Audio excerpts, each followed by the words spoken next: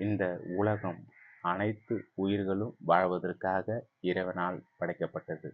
மனிதன் மட்டும் நினைத்துக் கொள்கிறான், இது மனிதனுக்காக படைத்த இந்த உலகம் மனிதன் மட்டும்தான் வாழ வேண்டும் அப்படி என்ற எண்ணத்தில்தான் காட்டை அழித்தோம். ஆனால் இவன் வசிப்பதற்காக காட்டை அழித்து அதன் மரங்களை வெட்டி வீடுகளை கட்டி அதில் இவன் மட்டும் வசித்து கொண்டிருக்கின்றான். ஆனால் மற்ற உயிரினங்கள் வாழ்வதற்கு நீதி இல்லாமல் காட்டை அழித்த ஒரு காரணத்தால் நாடோடியாக ஓடிக்கொண்டிருக்கின்றது. அதை நம்ம துரத்தி கொண்டிருக்கின்றோம். அது எங்கெல்லாம் செல்கிறதோ அங்கெல்லாம் நம்மும் செல்கிறோம், அங்கே காட்டை அழிக்கின்றோம். அதுவும் ஓடிக்கொண்டுதான் இருக்கிறது. இன்று அது இருப்பதற்கு இடம் இல்லாமல் நம்ம இருக்கக்கூடிய பகுதிக்கு வந்து உணவு கிடைக்குமா என்ற ஒரு காரணத்தை தேடிக்கொண்டிருக்கிறது. உணவு கொடுப்பதற்கும் ஆட்கள் இல்லை. அதை கண்டால் நம்ம பயப்படுகிறோம், நம்மளை கண்டால் அது பயப்படுகிறது.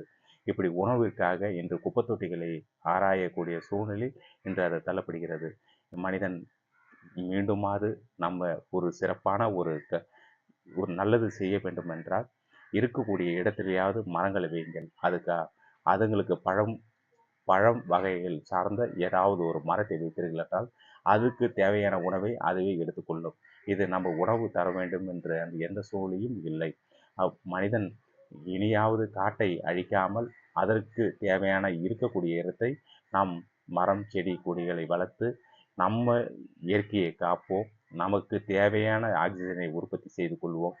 மழையை உற்பத்தி பெறுவதற்கு காடு முக்கியம். நமக்கு மட்டுமல்ல, இருக்கக்கூடிய விலங்கு அனைத்துக்குமே இந்த காடு சிறப்பானது. புரிந்து தெரிந்தும் நாம் நடந்து கொள்வோம்.